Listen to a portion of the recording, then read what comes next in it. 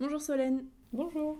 tu es alternante assistante de communication interne à l'IRT Jules Verne et aujourd'hui le podcast va porter sur ton expérience. Tu vas notamment nous parler des avantages et des inconvénients de suivre une formation en alternance. Dans un premier temps, est-ce que tu pourrais nous expliquer pourquoi est-ce que tu t'es orientée vers de l'alternance? Eh bien, je dirais tout d'abord pour avoir de l'expérience, parce que les entreprises demandent de plus en plus d'avoir de l'expérience, alléger mon coût de formation et avoir un salaire qui peut me permettre aussi d'être un peu plus indépendante vis-à-vis de mes parents, aussi connaître la vie en entreprise, parce que c'est bien l'école, mais quand on apprend en entreprise, c'est pas pareil non plus. Donc c'est toujours bien de pratiquer. Est-ce que le fait de changer de rythme et d'alterner donc entreprise, école et aussi la vie perso, c'est difficile? Comment est-ce que tu gères ton temps, tu t'organises, etc. À des moments, c'est un peu plus compliqué que d'autres, mais sinon, j'arrive à gérer, en sachant que moi, je fais 3 semaines en entreprise, une semaine en cours. J'ai plus le temps de me reposer sur vraiment que mon travail à l'école, quand c'est ma semaine d'école. J'ai plus le temps, comme ça, quand je suis en entreprise, d'étaler si je dois faire des choses pour l'école les semaines d'après. Est-ce que tu trouves que c'est idéal de trouver une entreprise dans la même ville que son école ou tu trouves que ça a peu d'importance?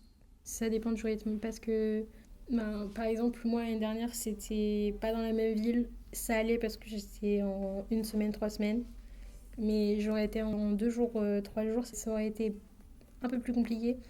Est-ce que tu étais au courant que tu avais le droit à 5 jours de congé révision pour réviser tes partiels? Eh bien, je l'ai appris l'année dernière grâce aux autres alternants qui étaient dans mon entreprise. Parce que sinon, je n'étais pas du tout au courant. Ok, et tu les Donc, as...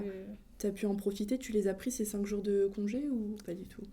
l'année dernière, j'ai pas pu les prendre parce que j'avais pas de gros examens qui faisaient que il fallait à tout prix que j'en prenne. Lorsque tu reviens en entreprise, comment est-ce que tu t'organises pour connaître tes nouvelles missions et suivre l'avancement de celles des semaines précédentes? Toutes les semaines, on a des réunions avec mon service en début de semaine, donc le lundi, ce qui nous permet de savoir tout ce que chaque personne fait dans le service. Comme ça, je me mets à jour de ce qui se passe en ce moment. Et je dis les points que j'avais à faire avant qu'il me reste encore à faire. J'ai un calendrier pour suivre mes avancées, ce que je dois faire, etc. Donc c'est plus simple pour s'organiser. Est-ce que tu peux nous parler de ta plus grande réussite ou d'une expérience positive que tu as vécue jusqu'ici en alternance? Je dirais que toutes les missions sont positives. Après, il y a toujours des missions que je préfère. Par exemple, quand c'est des missions qui sont plus portées vers ce que je fais, donc de la création, du graphisme, etc. Là, on refait tout notre charte réseaux sociaux, donc ça aussi, je m'amuse pas mal là-dessus, donc j'aime beaucoup. Ok, bah super. Est-ce que tu peux nous parler d'un défi ou d'une difficulté en particulier que tu as rencontré dans ta formation en alternance et comment tu l'as surmonté? Des difficultés, je partirais peut-être pas sur ce mot-là.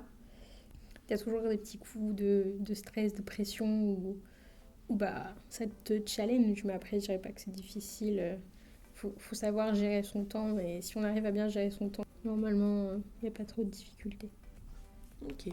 Quelles sont les compétences que tu as développées autant sur le plan personnel que professionnel grâce à l'alternance? Au niveau pro, je dirais que je me suis beaucoup améliorée avec tous les outils PAO, par exemple, pour tous les côtés graphiques ou photographie, etc. Même vidéo. Après, pour le côté perso, mais pro quand même, je dirais l'esprit d'équipe. Je suis beaucoup plus objective. Je prends pas tout à cœur. Par exemple, quand il y a quelque chose qu'on me dit que ça va pas plaire ou autre, je vais pas le prendre pour moi. Je vais chercher des solutions, pas faire que selon mes goûts. Et je dirais aussi que je suis beaucoup plus ouverte aux gens. Je suis moins timide qu'avant. Parce qu'avant, j'osais pas parler en réunion d'équipe, je prenais pas beaucoup la parole, que maintenant, je suis plus ouverte aux gens, je vais plus leur parler, j'ai moins de gêne à parler. Ok. Est-ce qu'il y a quelque chose que tu aurais aimé savoir avant de commencer ton alternance ou qu'on te dise avant que tu débutes? Alors, j'aurais aimé qu'on me dise lance-toi, tu peux le faire, ça va t'aider plus tard. Et que même si c'est difficile au début, bah, tu vas y arriver et que tu apprendras au fil du temps. Et surtout de jamais baisser les bras et de croire en soi. Eh ben écoute, merci beaucoup Solène pour toutes ces précieuses informations et bon courage pour la suite. Merci.